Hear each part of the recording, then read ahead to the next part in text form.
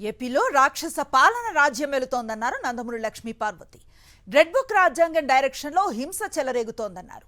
ఏపీలో చంద్రబాబు పాలన 3 సీసాలు 6 గ్లాసులుగా ఉందని ఎద్దేవా చేశారు. కూటమి పాలన తాగుబోతులకు మాత్రమే పండగ అన్నారు. సూపర్ 6 పథకాలపై మహిళలు చంద్రబాబు నిలదీస్తున్నారని లక్ష్మీ పార్వతి చెప్పారు. చంద్రబాబు పాలన ఎప్పుడూ దరిద్రమే అన్నారు. ఆడవాళ్లను దూషించిన ఎవ్వరూ బాగుపడలేదని, ద్రౌపదిని అవమానించిన కురువంశమే సర్వనాశనమైందని, ఈ విషయాన్ని చంద్రబాబు ఆయన కుమారుడు లోకేష్లు గుర్తుపెట్టుకోవాలంటున్న నందమూరి లక్ష్మీ పార్వతితో మా ప్రతినిధి విక్రమ్ ఫేస్ టు ఫేస్.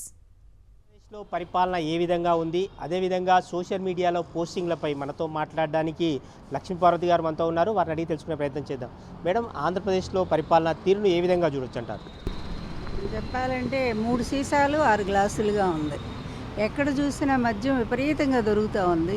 ఈ తాగుబోతులకు ఓ పండగలాగా ఉంది చెప్పాలంటే. మిగిలిన అందరూ ఏడుస్తున్నారు. ఆడవాళ్ళు, వాళ్ళ కుటుంబాల ఆడవాళ్ళు కూడా ఇవాళ కూడా విజయవాడ రోడ్డు మీదకి వచ్చారు లేడీస్ అంతా. ఈ సూపర్ 6 అమలు ఎప్పుడు చేస్తారు మీరు? అసలు ధరలేమో విపరీతంగా పడుతున్నాయి, రైతులకేమో గిట్టుబాటు ధరలు లేవు. ఇతని పరిపాలన ఎప్పుడూ దరిద్రమే. మాకు తెలుసు కదా, ఎన్టీఆర్ గారిని దించి ఆ టైంలో ఇతను వచ్చాడు. ఎన్నో వేల మంది రైతులు చచ్చిపోయారు, చేనేత కార్మికులు చచ్చిపోయారు. అట్లాగే అప్పుడు కూడా అంతే, మద్యం విచ్చలవిడిగా చేశాడు. ఈ దరిద్రం ఎందుకంటే ఇతనికి పరిపాలన చేత కాదు. ఇప్పుడు ఇతనికి తోడు అతని కొడుకు ఒకడు వచ్చాడు, వాడు రెడ్ బుక్ ఒకటి పట్టుకొని వచ్చాడు. వాడు రెడ్ బుక్ ఏంటంటే హింస, ఎక్కడ చూసినా హింస, ప్రత్యర్థుల మీద అక్రమమైన కేసులు, 111 సెక్షన్స్ ఎవరికో పెట్టాల్సినవన్నీ కూడా ఏదో ఒక పోస్ట్ పెట్టారని, లేకపోతే ఒక చిన్న విమర్శ చేశారని మీరు చేయకపోతే మాట్లాడరా? ఈ ప్రజాస్వామ్య వ్యవస్థలో ఎవరికైనా మాట్లాడే హక్కు ఉంటుంది కదా, అలా మాట్లాడకూడదంట. అతి దారుణ నిరంకుశ విధానాలతో ఈ పరిపాలన సాగుతూ ఉంది. రాక్షస పాలన, ఒక్క మాటలో చెప్పాలంటే రాక్షస పాలన సాగుతూ ఉంది. ఇక మహిళల మీదైతే ఎంత దారుణంగా, ఆనాడు నన్ను మొదలుకొని ఇప్పుడు పెద్దింటి స్త్రీలు అనేది కూడా వీళ్ళకి ఇంగిత జ్ఞానం లేకుండా వీళ్ళింటి స్త్రీలే స్త్రీలు అనుకుంటూ, ఇక బయట వాళ్ళ స్త్రీలు మాత్రం గౌరవం లేదనే విధంలో వాళ్ళు ప్రవర్తిస్తున్న తీరు ఉంది.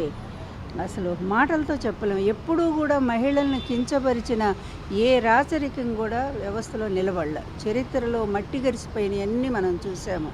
ఆ రోజు ద్రౌపదిని అవమానించిన కురువంశం మొత్తం నాశనం అయిపోయింది.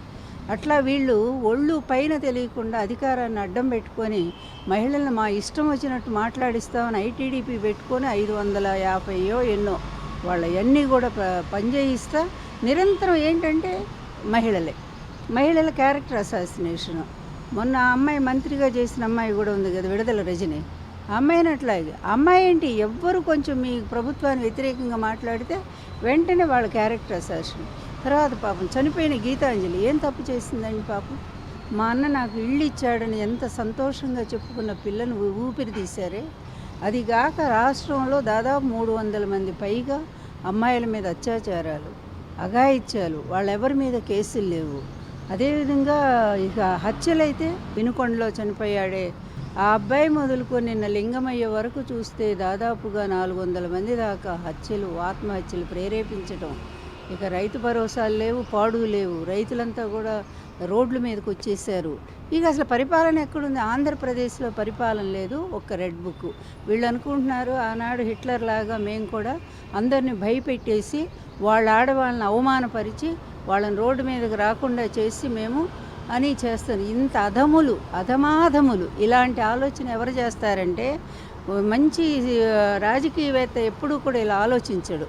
మంచి రాజకీయవేత్త గత ప్రభుత్వం కంటే మనం ఇంకా ఎక్కువ అమలు చేసి ప్రజలను మనం మెప్పించాలి, మళ్ళీ మనం అధికారాన్ని కొనసాగించుకోవాలి.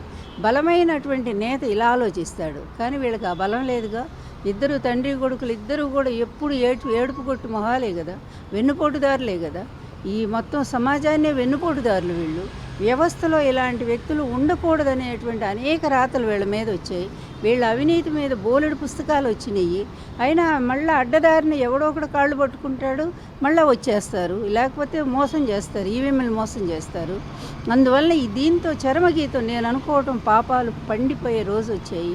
10వ క్లాసు కూడా పాసు కాలేనటువంటి వాళ్ళు దేశంలోని ఉన్నత చదువుకొని ఉన్నత ఉద్యోగాలు చేస్తున్న ఒక ఆడపిల్లల్ని విమర్శించడానికి అంటే ఒక్కటే అనుకోవాలి, వాళ్ళు నమ్ముకున్న నాయకులు నేర్పినటువంటి దరిద్రపు సంస్కారం అనుకోవాలి.